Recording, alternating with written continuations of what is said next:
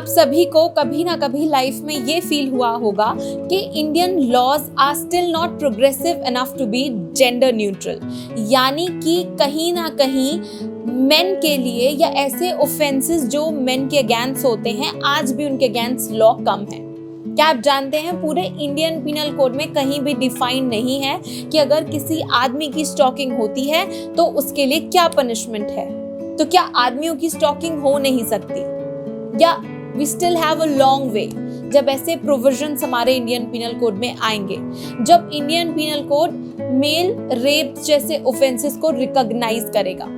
So hello everyone, मेरा नाम उर्वशी त्यागी है और आज हम डिस्कस कर रहे हैं कि क्या लीगल स्टेप हस्बैंड ले सकते हैं अगर उनकी वाइफ उनको चीट करती है। तो सबसे पहले सारे हस्बैंड्स को एक एडवाइस ये है कि वो मैटर को ये ना सोचें कि मार पीट कर सुलझा सकते हैं, तो बिल्कुल भी ऐसे स्टेप्स ना लें। ऑफ कोर्स लीगल बाउंड्रीज में रहकर लॉ के थ्रू वो क्या कर सकते हैं वो देखें।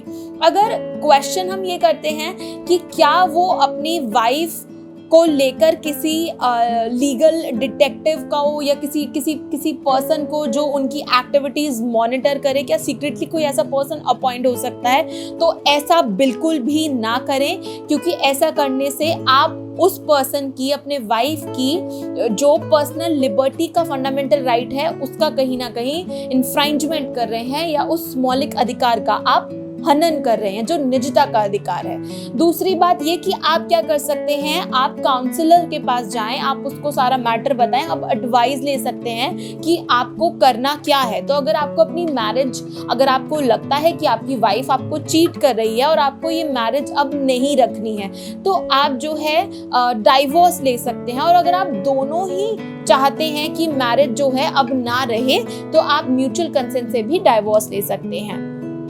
साथ ही साथ एक खास बात ये कि हस्बैंड जो है वो भी पिटिशन डाल सकते हैं for the restitution of the conjugal rights, और उसके बाद that will also after some time become a ground for divorce. यहाँ पर एक खास बात देखने को हमें ये मिलती है कि जो हस्बैंड्स हैं, अगर उन्हें लगता है कि उनकी वाइफ उनको चीट कर रही हैं, तो हस्बैंड के पास भी, जैसे कि वाइफ के पास भी नहीं था, हस्बैंड के पास भी कोई डायरेक्ट प्रोविजन किसी इंडियन क्रिमिनल लॉ में नहीं है। क्योंकि हम सभी जानते हैं कि मैरिज जो है, और मैरिज के अंडर अगर हम मोरालिटी की बात करते हैं या फिर हम फिडेलिटी की भी बात करते हैं, तो वो एक पर्सनल मैटर है। तो आप मैरिज में कितने ट्रू हैं, कितने फेयर हैं, और आप कितने मोरल और फेथफुल हैं अपने पार्टनर को लेके, वो आपका पर्सनल मैटर है। वो एक ऐसा टॉपिक है, एक ऐसा मुद्दा है जो आपका अपना निजता से जुड़ा हुआ है, आपका पर्सनल है। तो ऐसे में कोई डायरेक्ट प्रोविजन नहीं है। लेकिन सिमिलर एक पॉइंट यहाँ पर भी आएगा कि अगर आपकी वाइफ ने आपके अगेंस्ट चीटिंग करी है और वो कहीं ना कहीं मेंटल क्रूअलिटी में आती है और एक अच्छा एविडेंस भी आपके पास है, लेट्स से एक एग्जांपल हम ये भी ले रहे हैं कि आपके पास प्रूफ है about the pregnancy of your wife, and that is of course not because of you, that is because of somebody else.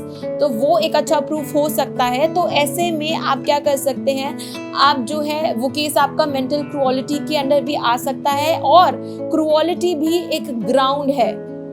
Section 13 subsection 1 के अंडर क्रूअलिटी भी एक ऐसा ग्राउंड है जिसके बेसिस पे आप डाइवोर्स ले सकते हैं। हालांकि अगर आपका अभी भी कोई स्पेसिफिक क्वेश्चन है, कोई स्पेसिफिक क्वेरी है, या कोई इंटरेस्टिंग बात जो आप हमें बताना चाहते हैं इस टॉपिक से रिलेटेड, तो आप हमें बेझिझक वो बात साझा कर सकते हैं, हमारे साथ शेयर कर सकते हैं। So I hope you like this video. Thank you very much.